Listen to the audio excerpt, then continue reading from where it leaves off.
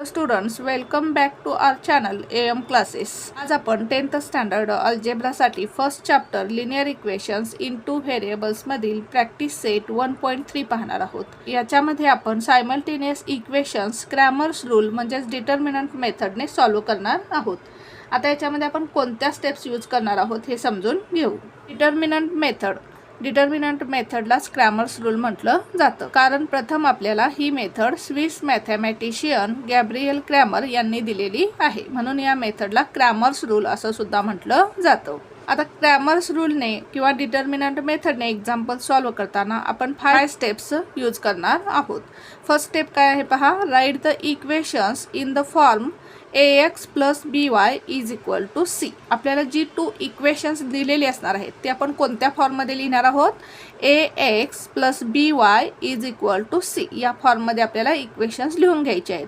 म्हणजेच लेफ्ट साईडला प्रथम x व्हेरिएबल असलेली टर्म, त्यानंतर y व्हेरिएबल असलेली टर्म आणि राईट साईडला कॉन्स्टंट टर्म लिहून घ्यायची आहे. आता आपल्याकडे 2 इक्वेशन्स असणार आहेत. फर्स्ट इक्वेशन काय येईल आपलं. a1x plus b1y is equal to c1 आणि second equation a2x plus b2y is equal to c2 या फॉर्ममध्ये आपल्याला इक्वेशन्स लिहून घ्यायची आहेत. फॉर एक्झाम्पल फर्स्ट इक्वेशन काय आहे पहा. 4x plus 3y is equal to 5. आता हे equation ax plus by is equal to c या फॉर्ममध्ये आहे का. येस, या फॉर्ममध्ये आहे, कारण लेफ्ट साईडला प्रथम x व्हेरिएबल असलेली टर्म आहे, त्यानंतर y व्हेरिएबल असलेली टर्म आहे आणि राईट साईडला कॉन्स्टंट टर्म आहे. म्हणजेच equation ax plus by is equal to c या फॉर्ममध्ये आहे. त्यानंतर सेकंड इक्वेशन काय आहे हे पहा. 6x is equal to 8 minus 5y. आता या इक्वेशनमध्ये पहा, x व्हेरिएबल असलेली टर्म लेफ्ट साईडला आहे, पण y व्हेरिएबल असलेली टर्म राईट साईडला आहे. मग आपल्याला equation ax plus by is equal to c या फॉर्ममध्ये लिहायचं आहे. मग आपण काय करू, ही y व्हेरिएबल असलेली टर्म लेफ्ट साईडला घेऊ. म्हणजेच आपल्याला इक्वेशन काय मिळेल पहा. 6x, आता या ठिकाणी 5y साइन मायनस आहे, या बाजूला आल्यानंतर प्लस होईल. 6x plus 5y is equal to 8. आता हे equation ax plus by is equal to c या फॉर्ममध्ये आपण करून घेतलेलं आहे. हे फर्स्ट इक्वेशन आपण आहे तसंच लिहून घेऊ. 4x plus 3y is equal to 5. आता या ठिकाणी आपण x व्हेरिएबलचे कोएफिशियंट a1 a2 घेणार आहोत, y व्हेरिएबलचे कोएफिशियंट b1 b2 घेणार आहोत आणि कॉन्स्टंट टर्म c1 c2 घेणार आहोत. म्हणजेच या ठिकाणी a1 ची व्हॅल्यू काय येईल 4, a2 ची व्हॅल्यू काय येईल 6. या ठिकाणी लिहू आपण a1 is equal to 4, a2 is equal to 6. त्यानंतर y व्हेरिएबलचे कोएफिशियंट आपण b1 b2 घेणार आहोत. म्हणजे या ठिकाणी b1 ची व्हॅल्यू काय येईल 3 आणि b2 ची व्हॅल्यू काय येईल 5. कॉन्स्टंट टर्म आपण c1 c2 घेणार आहोत. म्हणजे c1 ची व्हॅल्यू काय येईल 5 आणि c2 ची व्हॅल्यू काय येईल 8.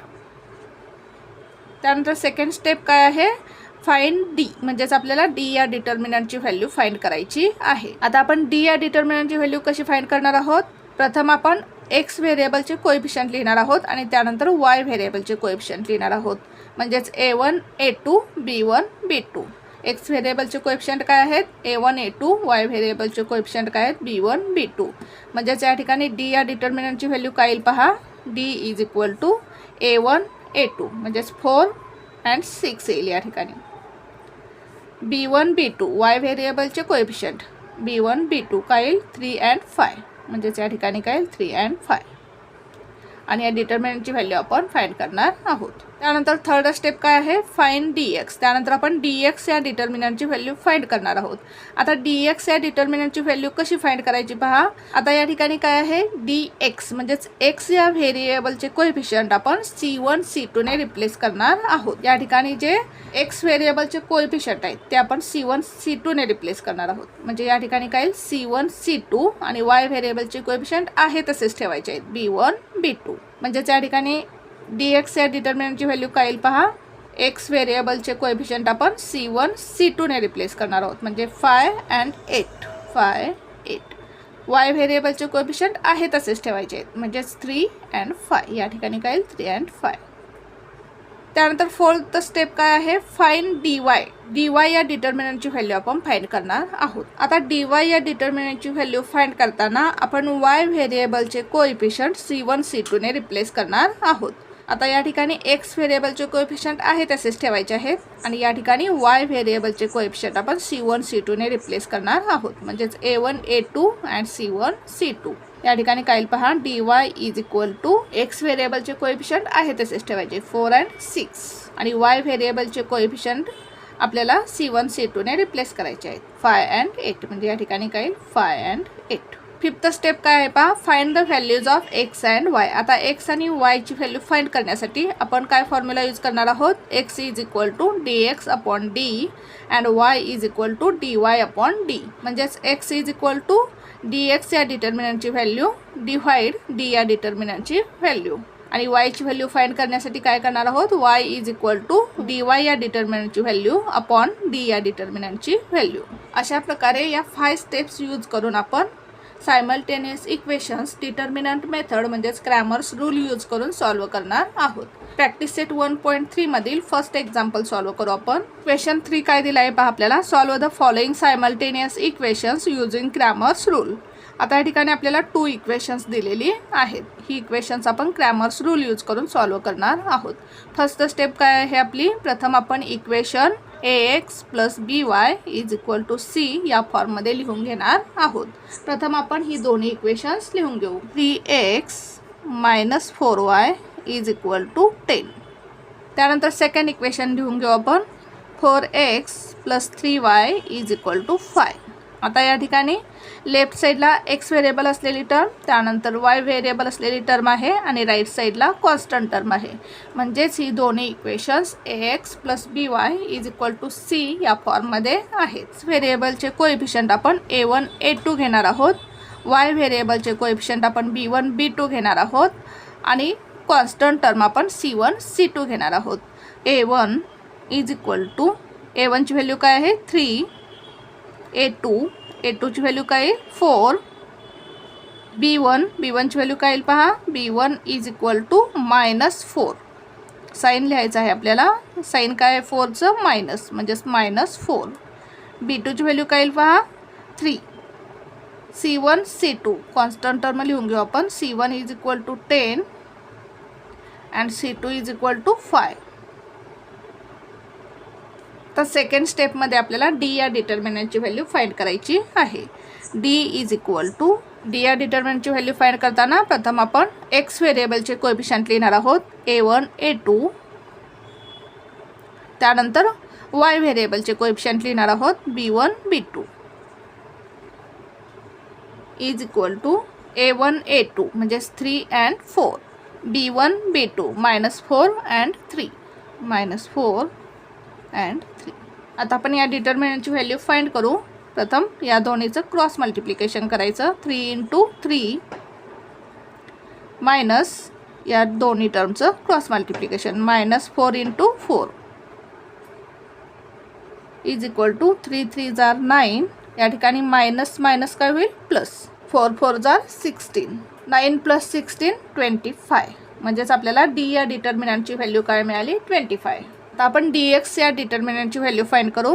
dx इज इक्वल टू, आता dx या डिटर्मिनंटची व्हॅल्यू कशी फाइंड करायची, x व्हेरिएबलचे कोएफिशियंट c1 c2 म्हणजेच कॉन्स्टंट टर्मने रिप्लेस करायचे. म्हणजेच या ठिकाणी काय येईल c1 c2 आणि या ठिकाणी काय येईल y व्हेरिएबलचे कोएफिशियंट आहे तसे लिहायचे b1 b2.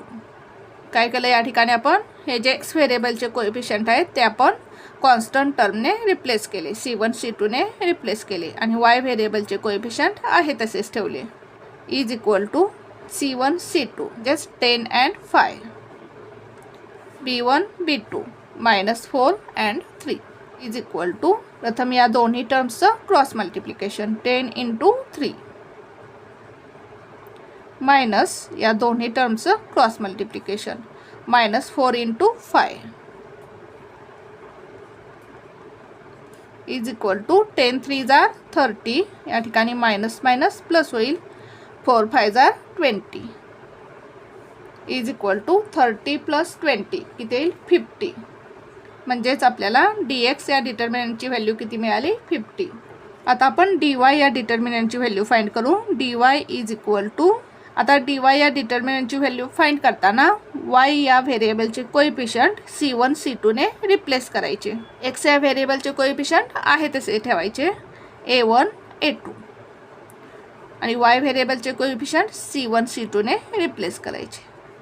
काय केलं या ठिकाणी आपण x व्हेरिएबलचे कोएफिशियंट आहे तसेच ठेवले आणि y व्हेरिएबलचे कोएफिशियंट आपण c1 c2 ने रिप्लेस केले, कॉन्स्टंट टर्मने रिप्लेस केले. Is equal to a1 a2 म्हणजेच काय 3 and 4,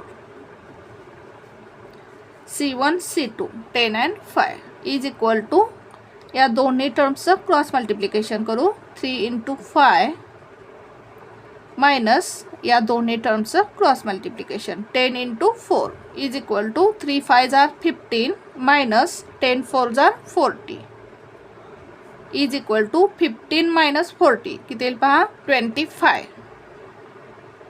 ग्रेटर नंबरचं साईन काय मायनस, म्हणजेच काय येईल -25. म्हणजेच आपल्याला dy या डिटर्मिनंटची व्हॅल्यू काय मिळाली -25. आता आपण क्रॅमर्स रूल यूज करून x आणि y ची व्हॅल्यू काढून घेऊ.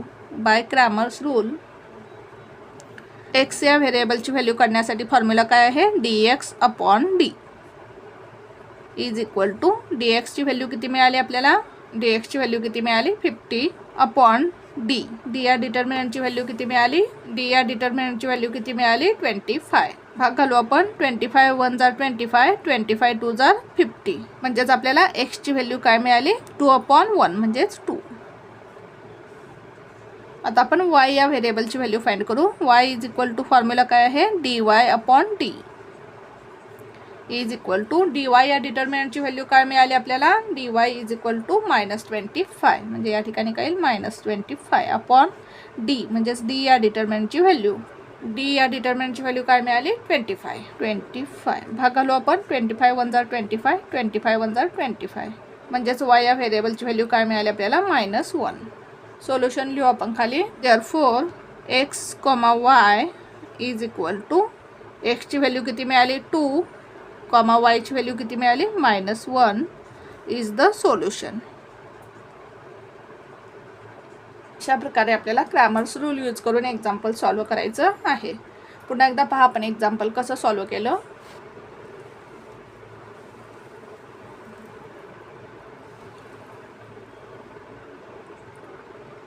Thank you for watching this video. जर तुम्हाला व्हिडिओ आवडला असेल तर व्हिडिओला लाईक करा, कमेंट करा, शेअर करा आणि चॅनलला सबस्क्राईब करा.